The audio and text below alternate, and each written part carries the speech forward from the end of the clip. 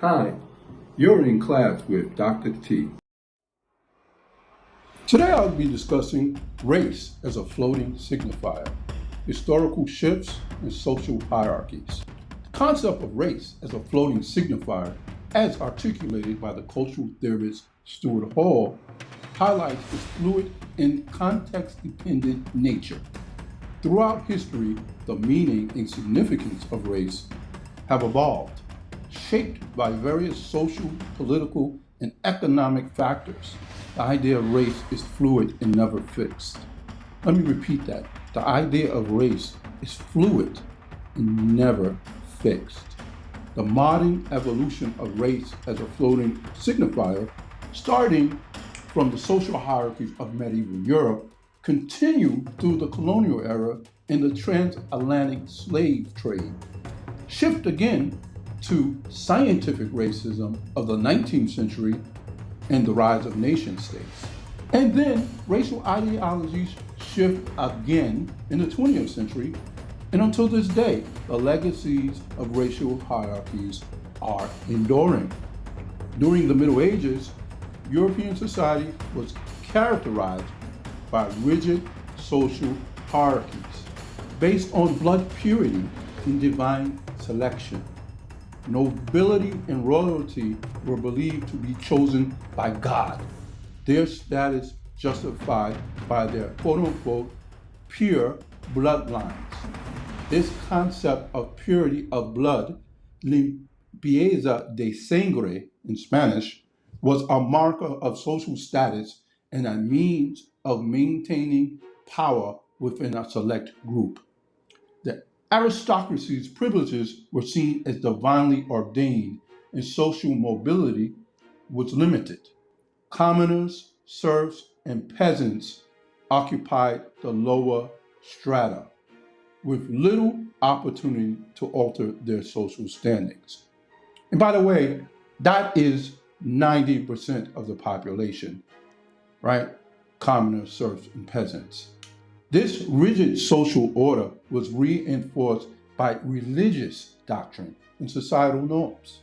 The church played a crucial role in legitimizing the divine rights of kings and the sanctity of noble bloodlines. As such, medieval European society was deeply hierarchical, with one social position largely determined by birth and perceived divine favor. The colonialization of the Americas and the transatlantic slave trade marked a significant transformation in social hierarchies, introducing new racial dynamics.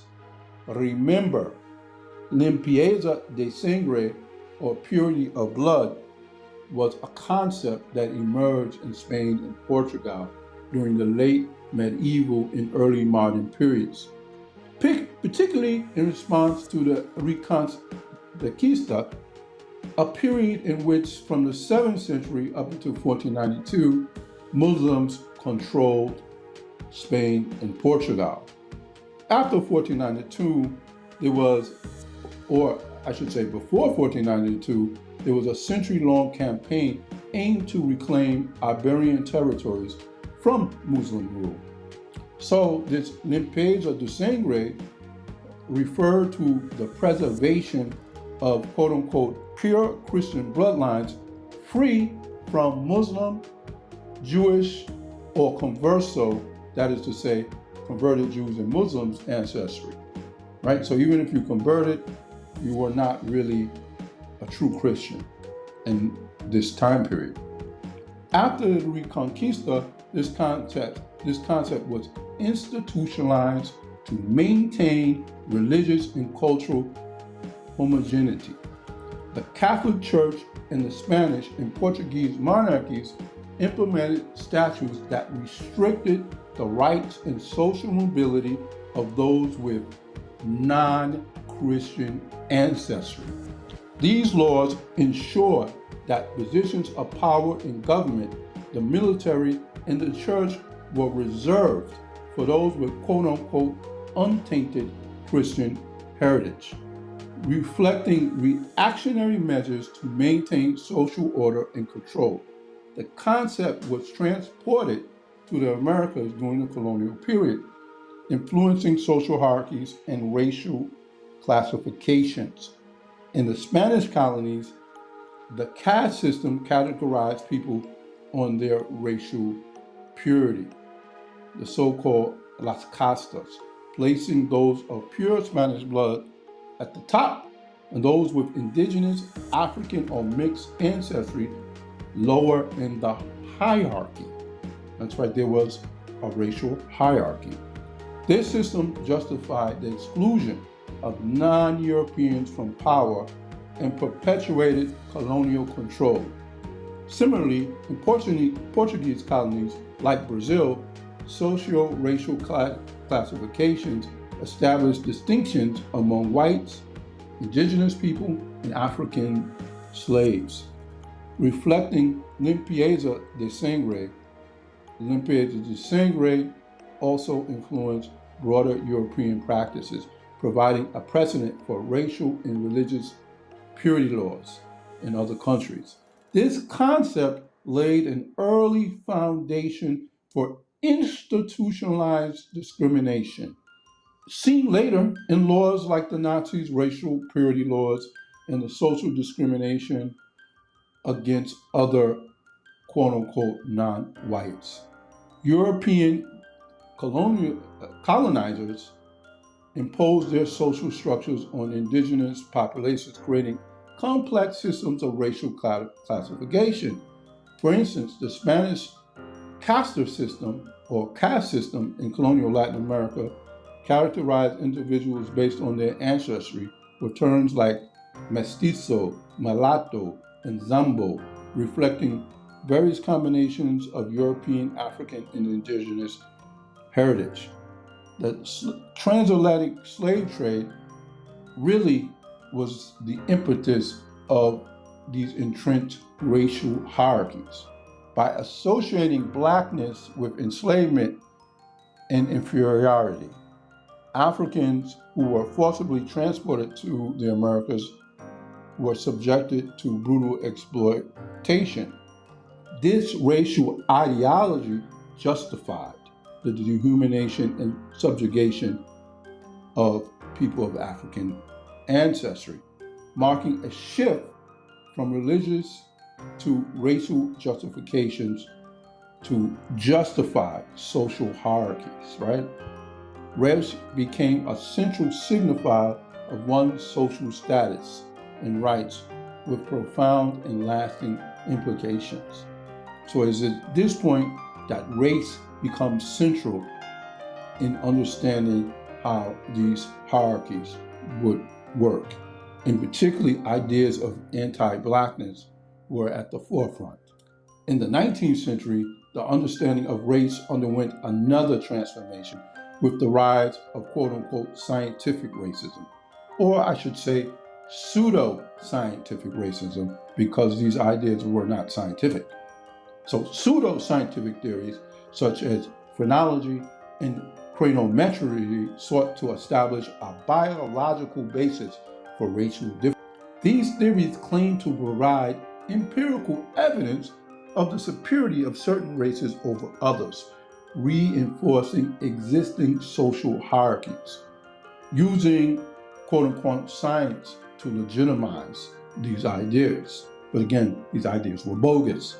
For example, Samuel George Morton's craniometric study suggested that cranial capacity correlated with intelligence, placing Europeans at the top of the racial hierarchy.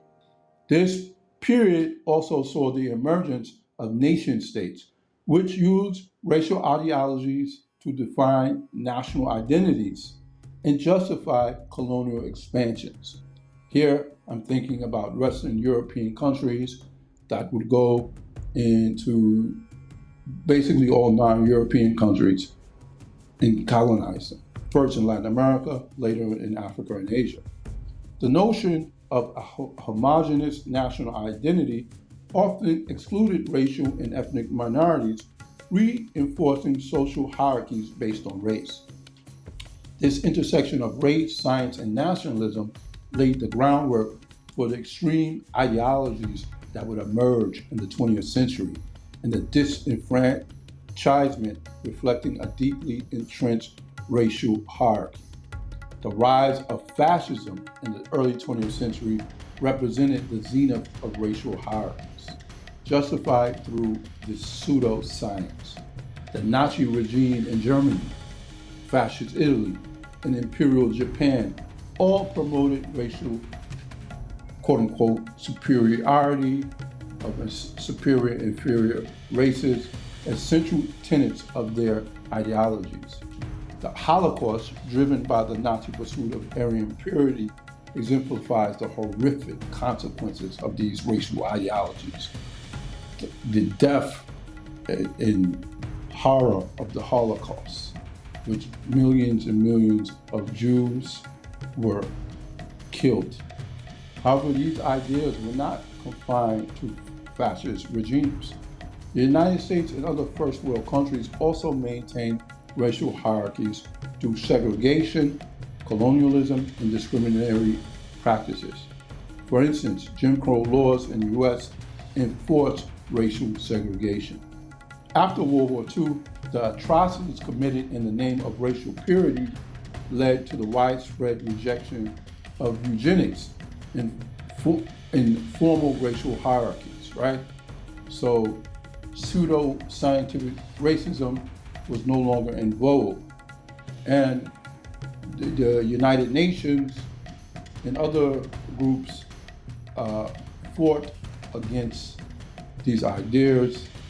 One document being the Universal Declaration of Human Rights, and social movements like the Civil Rights Movement of the 1960s in the United States challenged the legitimacy of racial discrimination and sought to establish, quote unquote, a racial equality.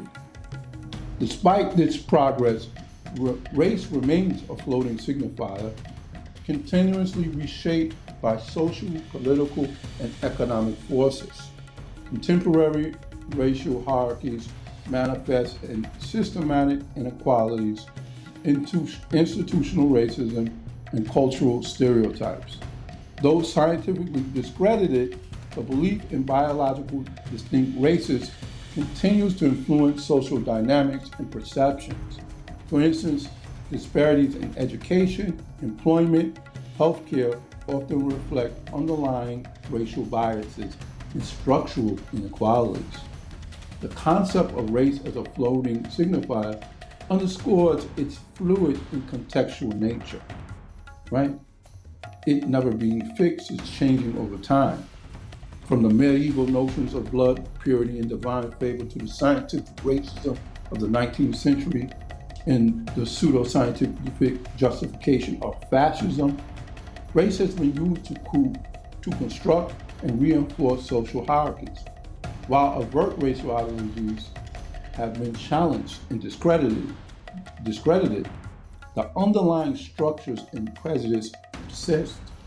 Understanding this historical evolution is crucial for addressing contemporary racial inequalities and working towards a more equitable society.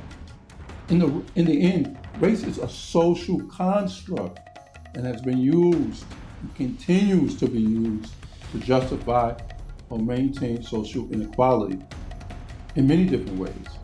For example, hiring discrimination is still prevalent in the U.S. context, right?